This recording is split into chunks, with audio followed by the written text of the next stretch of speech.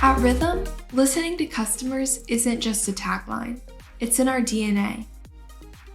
Our customers told us there had been a misconception that courses could be treated as events in an AMS, but it wasn't true. There were parts of the journey with courses that couldn't be captured with event functionality. Associations needed a way to offer the same course at different dates and times without having to recreate the same event over and over again. Last, but certainly not least, they needed an effective way to track important details like course instructors, training providers, venues, and registrations. So, what did we do? We created courses as a way to build out the certifications app. Customers can set up a specific course in the system, then create multiple course offerings at different dates, times, and locations. We created infrastructure to track all the important details in one place, like who's teaching any given course and what their contract looks like, or which courses are hosted at a specific venue. So, let's jump into the product. Courses are located within the Certifications app. For today, let's say my association wants to offer more educational resources to members by using courses. I have an upcoming user conference, and I want to offer a Rhythm course demo during one of the sessions. I'll start by going to Setup and then Training. Here's where I can see all of the pieces that need to be configured to offer a course. First, I'll go to Course Types.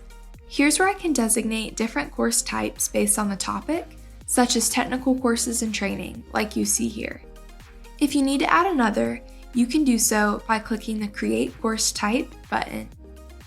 Since everything here is in order, I'll go to Courses and then click Create Course.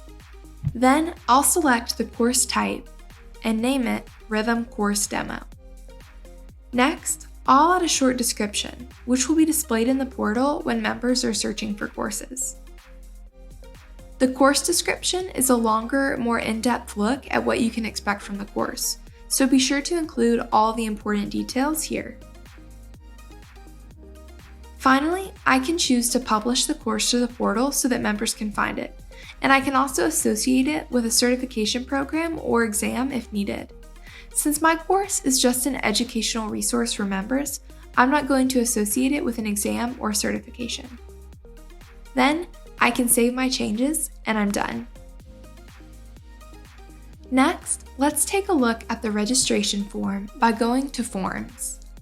I can create a new registration form for different course offerings, or I can use the same form for multiple different courses. Since I collect the same information from registrants regardless of which course they're registering for, I'll leave this as is. If I ever need to edit a form, I can easily click the green edit icon on the right and make changes to the pages, components, and transitions. The Custom Fields page is where I can create custom fields to include on my course registration form to collect more specific or tailored information about participants. Next, I'll navigate to Instructors. Here's where I can manage and track an instructor's rate, biography, and contract details all in one place.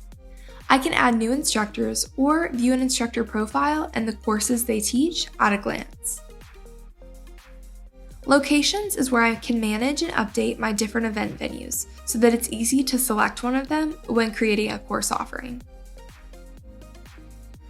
Much like instructors and locations, the Providers page lets me track and manage the different third-party companies that provide trainings for my association.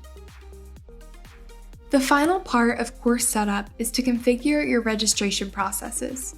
Here's where I can choose to associate a specific form with the registration process, override the default checkout settings, or create a custom confirmation email. You can also decide if you want the process to be visible in the portal or not. Now that I've completed all the setup necessary for my course, it's time to create a course offering. This is where we set the date, time, and location of the course. I'll exit Setup and go to the main menu of the Certifications app. Then, I'll navigate to Courses and Offerings. I'll click Create Course Offering and then select Rhythm Course Demo. Here's where I can confirm all the details by selecting whether the course will be offered online, in person, or on demand. Since this will be offered at a user conference, it will be in person. I'll select the training provider, the instructor, and the start and end time of the course. This course has an attendee limit, so I'll enable capacity tracking here and set it to 25. I'll publish the course to the portal and make it available for purchase by members from August 1st to August 31st. Next, I'll associate the course with an event since it will be offered at the 2021 user conference. Then I'll make sure to select the correct course fees and add the same description information as I did previously. I can retrofit every course offering to fit my association and its needs.